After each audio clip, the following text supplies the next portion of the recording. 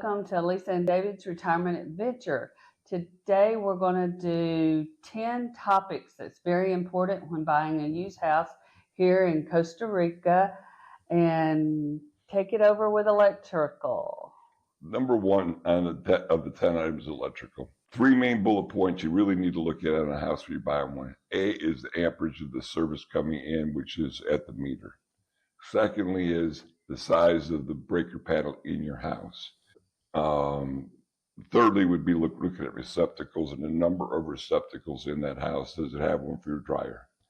You want to make sure that the lighting is sufficient, because it's more difficult to add additional lighting to a house here, and you're going to have to go through the ceilings to get to them, and some have access to ceilings and some may not. I think that's the main things with that. Yeah, and concrete walls make such a big difference. And my problem when we moved into this house is one of the bathrooms have no water pressure and the other one is not so bad. But water pressure to me is very important. If we're looking for a house, I will go in and turn on the showers to see what the water pressure is. And is it a well or is it city water? And what are the limitations on that? Because with us having a well, we don't have that big of a problem with having water all the time. But I hear of other people with city water that there's no city water, and then it's off, and then it's on, and having issues when there's maintenance going on. Yes. And I would add to that if you're buying a house on a well system, how new is the well? How new is the pump in the well? And how new is the well equipment at your house? If you're on a well, chances are you're going to have a holding tank somewhere on your property, whether it's in the ground, in the garage, you're going to have a holding tank. You're going to want to check for the size of the tank. Is it clean? Does it need to be cleaned? You're going to want to look at the age of the system, the pressure tank and the pump that's in the garage. Check those things and make sure that they're maintained and they're relatively current. Because we had to replace everything at our house when we moved in. And put a filter system in, because you get the sediment. The sediment. The filter system. I think the filter system is very important and easy to put in and change out those filters monthly. Yeah, you want to have at least 2 filters and possibly 3 filters in the house if you have a well. And not that the well water is not clean, but you have a tendency to gain a little bit of grit in it. Mm-hmm. And one of the next things would be internet. We started out here where we were pulling it from across the lake to some satellite, and then we built the tower for the development, and everybody went in and did that, and then the service was not well. Do you have fiber optics? And we ended up with Starlink, and we love it. So something to look at when you get there. Yeah, so Starlink is a go. And gutters, drainage? Well, depending upon where you live in Costa Rica, we live in a damper climate up in the mountains, so we get a little bit more rain than a lot of places.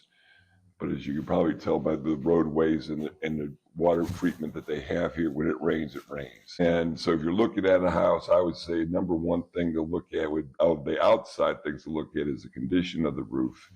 Has it been maintained? How new is the roof on it? And does it need to get treated? Gutters are important on a house where it rains more, that you're going to want to make sure the house has gutters and it has drainage on it for that water from the gutters to go into the drainage system and off the property. And hot water. Not everywhere has hot water tanks here. No, we have an Insta tank for the whole house. And fortunately, our house was plumbed up to have hot water at all locations. Ours was plumbed up that way, but a lot of houses that have been built in the past will only have cold water. And if you walk into a shower and there's a weird looking thing on the shower head, that's called a what, Lisa? A suicide shower. A suicide shower, because it's mixed electric with water. They do that all the time here, and it's not a big deal. And I don't ever heard of anybody getting electrocuted there, but it's kind of concerning. You just don't change the settings on the shower head while you're under the water. Don't touch it, just the valve. But we are, like you said, we're fortunate enough that we actually have the hot water tank that's under the kitchen, that's an Insta-Hot that supplies everywhere in the house. To run back, because David reminded me, the dryer thing.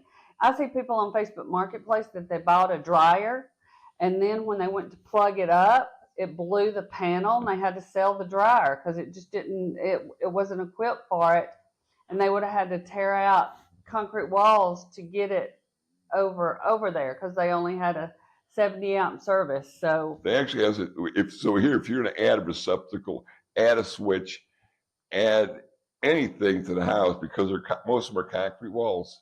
They have to chip out the whole wall, run the wire up somehow through your ceiling to the panel itself. Reconcrete it, then repaint it. Right. Nothing ever matches again. Yeah, so you might as well paint the whole inside of the house when you're doing that. But just, I would say hot water is kind of important to us. Most houses have septic. So you want to make sure, when was that septic tank pump last? What's the condition of that septic field? And not that you can tell the condition of a septic field, but here the septic tank's different. It's a big black tank, and you just undo it, and they come and they suck it out and they leave. It's not at all like it is in the States. Yeah, they're not. It's not a 2-compartment septic like if anybody's seen one before in the States. It's not like that. It's just a big tank that is designed differently. So you want to treat your septic tank very kindly here. And so we found out the hard way, they don't pick up garbage everywhere at your house. It's only certain areas. Sometimes you have to take it to where you got a drop-off point where they'll pick it up. So find out, where do they pick up garbage? Where do you drop off your garbage? Mm-hmm. Do they come by your house to get your garbage? And window doors and screens. Yeah, it's a wide variety down here. Most people like screens on their windows. Not all the houses here have screens on their windows, or even the availability to have screens on your windows. Yeah, just look at your doors and windows and the condition of the doors and windows, because if you move into something and they're not in good shape, then you're going to have to work on getting them fixed or replaced. We put some great doors on the front and the back. It's also screens, and I'll show you a picture of those, because one of them's in the back here, but it's kind of open and closed, slamming. That we didn't lock. Another bird, Bella's after it. She's going to fly. Yep. And so, security, neighbors. Yeah, ask around. Ask your neighbors if you're going to buy a house. Talk to the neighbors who've been there for a while. You know, do you need bars on your windows? Do you have any cameras or security system cameras? What do you need and what do you have? Because you're going to want to adapt to the climate that you're in, whether you're in the city, in the country, whatnot. We're very safe here, but it's not like that everywhere. Talk to your neighbors and do one or two. Go by the house in the area on the weekend. Go by the house in the area during the week, because everything changes between day, night. Really take time and look at it. We were looking at an area in the Nicoya Peninsula, and, the park. Is the park different on the weekend? Is the park different during the day? Day, night, those kind of things. So take a look at those things, because that's your biggest resource, not just the person trying to sell you the house. You need to talk to other people. The people that are selling your house. Yeah, because if it's a real estate agent and they don't live in that area, they don't know that area. So neighbors is a great resource. And go into town, eat at a soda, talk to the people that's eating at the sodas. Really get your information right.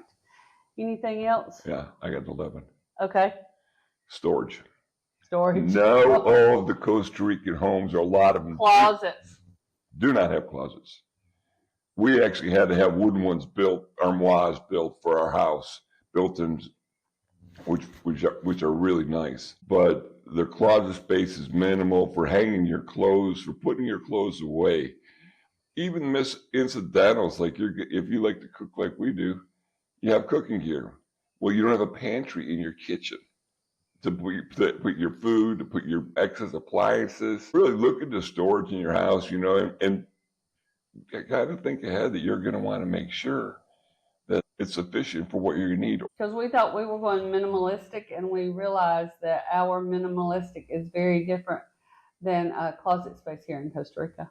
My minimalistic ideas are totally different, but yeah.